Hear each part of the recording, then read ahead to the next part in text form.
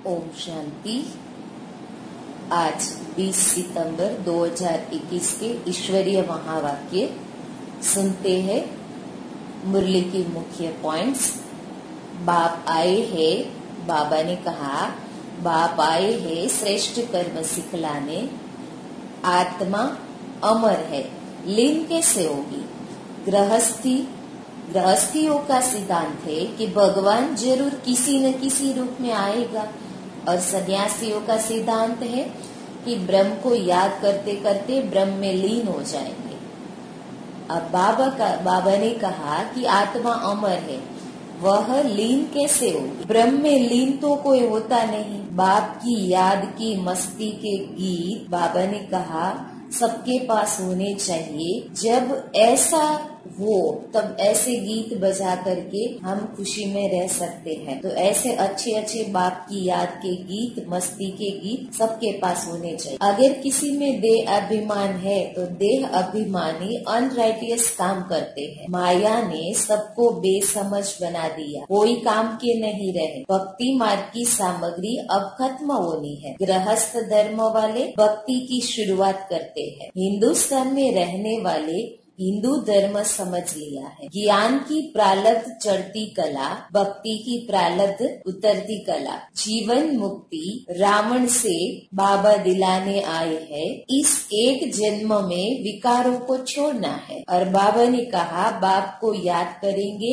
तो राजाई का तिलक दे सकेंगे। यह पाठशाला है मनुष्य से देवता बनने। बाबा कहते ब्रह्मा बाप समान साधारण रहना है, बाहर का ठाठ आदि नहीं करना है। जैसे ब्रह्मा बाबा साधारण रहे वैसे हमें साधारण रहना है, बाहर का कोई ठाठ नहीं दिखाना। और लास्ट में बाबा ने कहा नॉलेजफुल, पावरफुल और लवफुल अपना स्वरूप रखना है, और तीनों स्वरूप से कर्म में सिद्धि प्राप्त करना है और सिद्धि स्वरूप बनना। अब सुनते हैं महावाक्यों को विस्तार से। सार है मुरली का।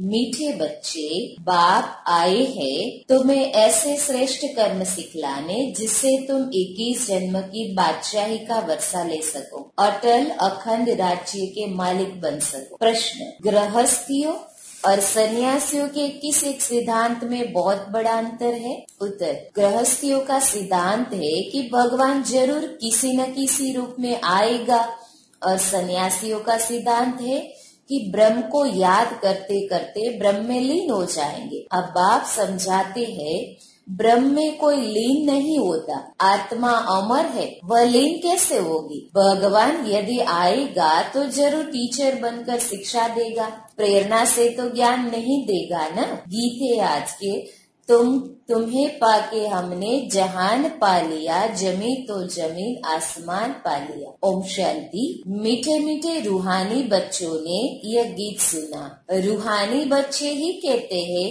कि बाबा, बच्चे जानते हैं यह बेहद का बाप बेहद का सुख देने वाला है, अर्थात वह सभी का बाप है। उनको सभी बेहद के बच्चे आत्माएं याद करते हैं, किसी न किसी प्रकार से याद करते हैं, परंतु उनको पता नहीं है कि हमको उस परमपिता परमात्मा से कोई बादशाही लेनी है। तुम जानते हो हमको जो बाप सतयुगी विश्व की बादशाही देते हैं वह अटल अखंड अडोल है। वह हमारी बादशाही 21 जन्म कायम रहती है। सारे विश्व पर हमारी राजाई रहती है, जिसको कोई छीन नहीं सकता, लूट नहीं सकता है। हमारी राजाई है अडोल, क्योंकि वहाँ एक ही धर्म होता है, द्वैत है नहीं। वह है अद्वैत राज्य। बच्चे जब गीत सुनते हैं तो अपनी राजाई का नशा बुद्धि में आना चाहिए। ऐसे ऐसे गीत घर में रहने चाहिए जिससे बाप और वर्षे की जट याद आती है। बाप के याद की मस्ती के गीत होने चाहिए। तुम्हारा सब एक गुप्त। बड़े बड़े आदमियों के तो बहुत ठाठ होते हैं, तुमको कोई ठाठ नहीं है। तुम देखते हो जिसमें बाबा ने प्रवेश किया है उसमें भी कोई ठाठ की बात नहीं है, कपड़े आदि सब वही है। तुम बुद्धि से समझते हो कि बाबा ने इसमें प्रवेश किया है, हमको यह राज्य भाग्य देने। यह भी बच्चे जानते हैं कि सारी सृष्टि में एक समय जो भी मनुष्य मात्र है सब देह अभिमान में आकर अनराइटियस काम करते हैं, इसलिए बेसमझ कहा जाता है।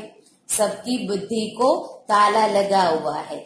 तुम कितने समझदार विश्व के मालिक थे, अभी माया ने बिल्कुल बेसमझ बना दिया है, जो कोई काम के नहीं रहे हैं। बाप के पास जाने के लिए यज्ञ तप बहुत करते, परंतु मिलता कुछ नहीं। ऐसे ही धक्के खाते रहते। परमात्मा को कोई भी जानते नहीं, सर्वव्यापी कह देते हैं। यह भी कितना रोंग हो जाता है। पिता अक्षर बुद्धि में नहीं आता है, करके कोई कहते भी है, वह भी कहने मात्र। अगर पिता समझे तो बुद्धि एकदम चमक उठे। बाप स्वर्ग का वर्षा देते हैं, वह है हेवेनली गॉड फादर। फिर हम कलयुगी नर्क में क्यों पड़े हैं? अब हम मुक्ति, जीवन मुक्ति कैसे पा सकते हैं? यह किसी की बुद्धि में नहीं आता है। अभी तुमको समझ मिली है। बाबा ने हमको यह स्मृति दिलाई है, जब नई दुनिया नया भारत था तो हमारा राज्य था। एक ही मत, एक ही भाषा, एक ही महाराजा महारानी थे। सतयुग में महाराजा महारानी, त्रेता में राजा रानी कहा जाता है। फिर द्वापर में वाम मार्ग शुरू होता है। फिर हर एक के कर्मों पर मदार है। कर्मों अनुसार एक शरीर छोड़ दूसरा लेते हैं।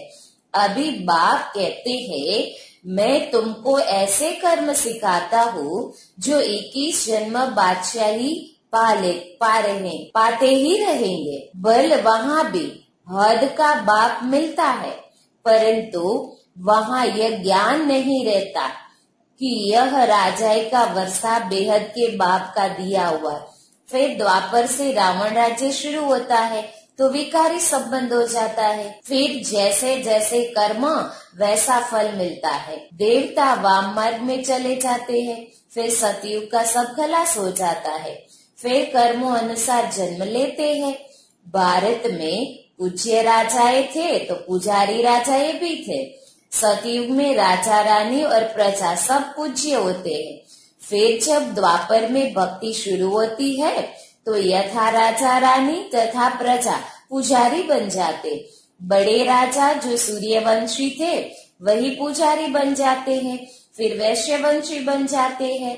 अभी तुम वाइसलेस बनते हो, उसकी प्रारब्ध फिर 21 जन्म चलती है। फिर भक्ति मार्ग शुरू होता है। जो जो पूज्य देवी देवता होकर गए हैं उन्हों के मंदिर बनाकर उनकी पूजा करते।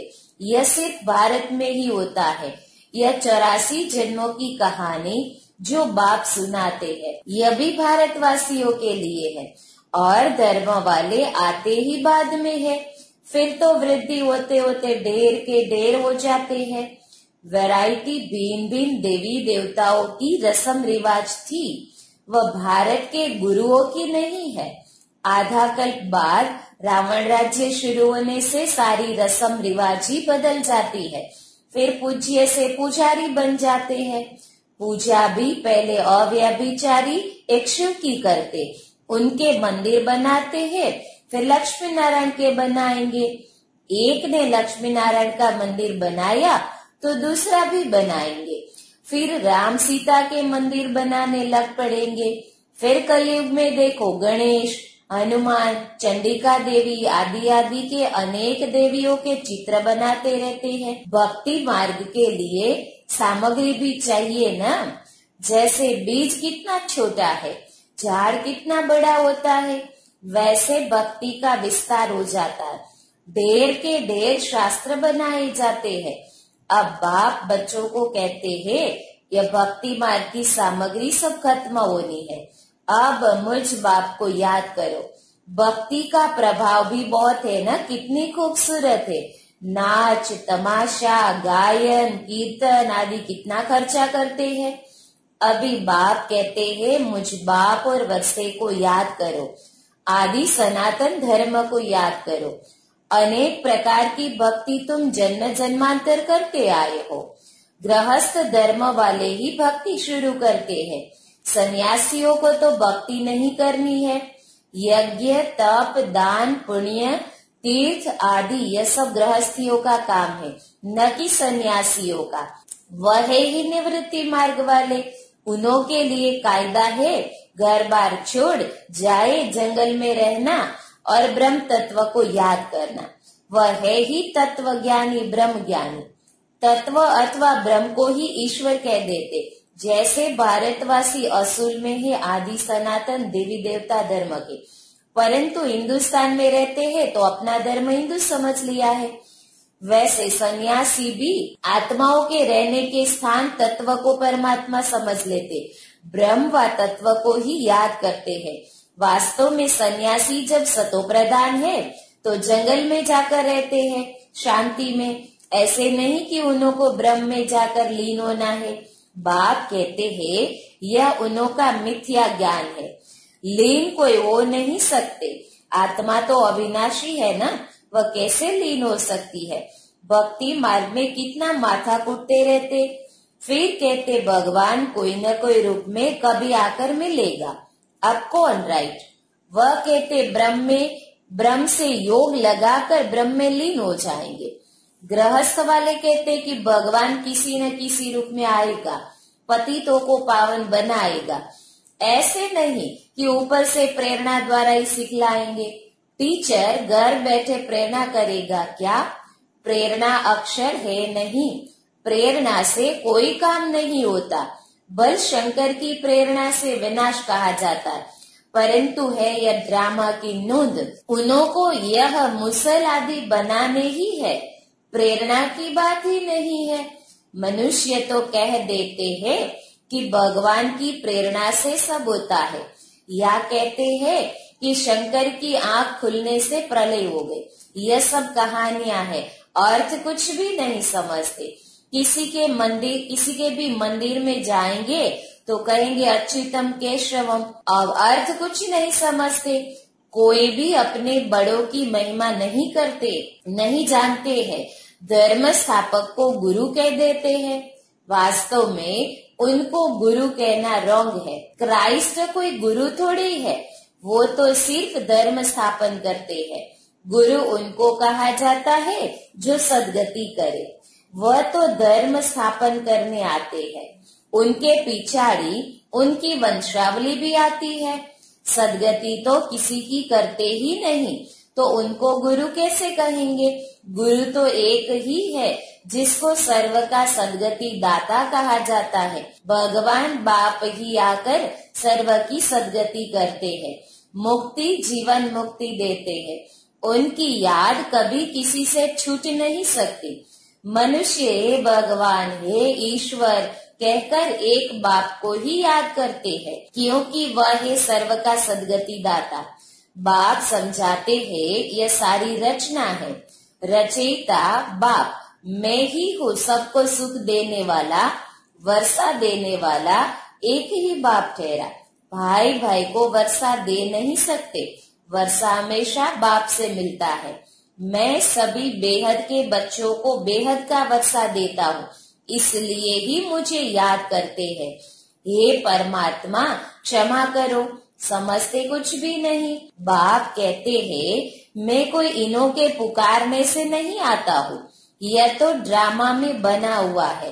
ड्रामा में मेरे आने का पार्ट भी नूंदा हुआ है। अनेक धर्म विनाश, एक धर्म की स्थापना व कलयुग का विनाश, सतयुग की स्थापना करनी होती है। मैं अपने समय पर आपे ही आता हूँ। यह भक्ति मार्ग का भी ड्रामा में पार्ट है। अब जब भक्ति मार्ग का पार्ट पूरा होता है तब आया हो। कल्प पहले भी बाबा आप ब्रह्मा तन में आए थे। यह ज्ञान अभी तुमको मिला है, फिर कभी नहीं मिलेगा। यह है ज्ञान, वह है भक्ति। ज्ञान की प्रारब्ध है चढ़ती कला। कहा जाता है सेकंड में जीवन मुक्ति। जनक को सेकंड में जीवन मुक्ति मिली थी ना, लेकिन क्या एक जनक ने ही जीवन मुक्ति पाई? जीवन मुक्ति तो सब पाते हैं ना, सारी विश्व पाती है। सदगति व जीवन मुक्ति एक ही अक्षर है। जीवन मुक्ति अर्थात जीवन को मुक्त करते हैं इस रावण राज्य से। बाबा जानते हैं बच्चों की कितनी दुर्गति हो गई है, बिल्कुल दुखी हो गए हैं। उन्हों की फिर सदगति होनी है। पहले मुक्ति में जाकर फिर जीवन मुक्ति में आएंगे, शांति धाम से फिर सुख धाम में आएंगे। यह चक्र का राज बाप ने समझाया है। बाप कहते हैं इस समय सारे सृष्टि का जाड़ जर्जरीभूत तमो प्रधान हो गया है, इसलिए कोई भी अपने को आदि सनातन देवी देवता धर्म का समझते नहीं है। आदि सनातन देवी देवता धर्म के थे क्योंकि देवताएं पवित्र थे। हम अपवित्र पतित अपने को देवता कैसे कहलाए? इसलिए कहा जाता है इन विकारों को छोड़ते जाओ। यह विकार आदि आधा कल्प से रहे हैं, अब एक जन्म में इनको छोड़ना, इसमें मेहनत लगती है। मेहनत बिगर थोड़े विश्व का मालिक बनेंगे। बाप को याद करेंगे तभी तुम अपने को राजा का तिलक देंगे, अर्थात राजा के अधिकारी बनेंगे। जितना अच्छी रीति याद करेंगे, श्रीमत पर चलेंगे तो तुम राजाओं का राजा बनेंगे। पढ़ाने वाला टीचर तो पढ़ाने आया है। यह पाठशाला है ही मनुष्य से देवता बनने की, नर से नारायण बनाने की कथा सुनाते। यह कथा कितनी नामी ग्रामी है। इनको अमर कथा, सत्यनारायण की कथा, तीजरी की कथा भी कहते हैं। देखो कितना अच्छा गीत है। बाबा हमको विश्व का मालिक बनाते हैं, जो मालिक बना कोई लूट न सके। कोई अर्थक्वेक आदि नहीं होगी, वहाँ विघ्न की कोई बात ही नहीं। ऐसा अटल अखंड पवित्रता सुख शांति का राज्य तुम अभी पा रहे हो। कल्प पहले माफी, हर 5000 वर्ष बाद भारत स्वर्ग बनता है। तुम जानते हो हम सो देवता थे, फिर 84 जन्म लेते लेते आकर यह बनते हैं, फिर हम सो देवता बनेंगे। इसको कहा जाता है स्वदर्शन चक्रधारी। अच्छा, मीठे मीठे सिक्के लदे बच्चों प्रति माता पिता बाप दादा का याद प्यार और गुड मॉर्निंग। रूहानी बाप की रूहानी बच्चों को नमस्ते, रूहानी बच्चों की रूहानी बाप दादा को याद प्यार, गुड मॉर्निंग और नमस्ते नमस्ते। शुक्रिया बाबा, शुक्रिया। धारणा के लिए मुख्य सार। पहला, अपने आप को राजाई का तिलक देने के लिए याद की मेहनत करनी है, सब विकारों को छोड़ देना है। अपने आप को राजाई का तिलक देने के लिए याद की मेहनत करनी है, सब विकारों को छोड़ देना है। दूसरा, ब्रह्मा बाप समान साधारण और गुप्त रहना है, बाहर का ठाठ आदि नहीं करना है। अपने भविष्य राजाई के नशे में रहना है। ब्रह्मा बाप समान साधारण और गुप्त रहना है, बाहर का ठाठ आदि नहीं करना है। अपने भविष्य राजाई के नशे में रहना है। वरदान, नॉलेजफुल, पावरफुल और लवफुल स्वरूप द्वारा हर कर्म में सिद्धि प्राप्त करने वाले सिद्धि स्वरूप भव। नॉलेजफुल, पावरफुल और लवफुल स्वरूप द्वारा हर कर्म में सिद्धि प्राप्त करने वाले सिद्धि स्वरूप भव। विस्तार, जब वाणी द्वारा सर्विस करते हो तो मनसा पावरफुल हो। मनसा द्वारा दूसरों की मनसा को चेंज करो, अर्थात मनसा द्वारा मनसा को कंट्रोल करो, और वाणी द्वारा लाइट माइट देकर नॉलेजफुल बनाओ, और कर्मणा अर्थात संपर्क व अपनी रमणीक एक्टिविटी से उन्हें असली फैमिली का अनुभव कराओ। ऐसे जब तीनों स्वरूप में रहकर हर कर्म करेंगे तो सिद्धि स्वरूप स्वतः बन जाएंगे। स्लोगन, अपने पास शुद्ध संकल्पों की शक्ति जमा करो तो यह शक्ति सेफ्टी का साधन बन जाएगी। अपने पास शुद्ध संकल्पों की शक्ति जमा करो तो यह शक्ति सेफ्टी का साधन बन जाएगी। ओम शांति।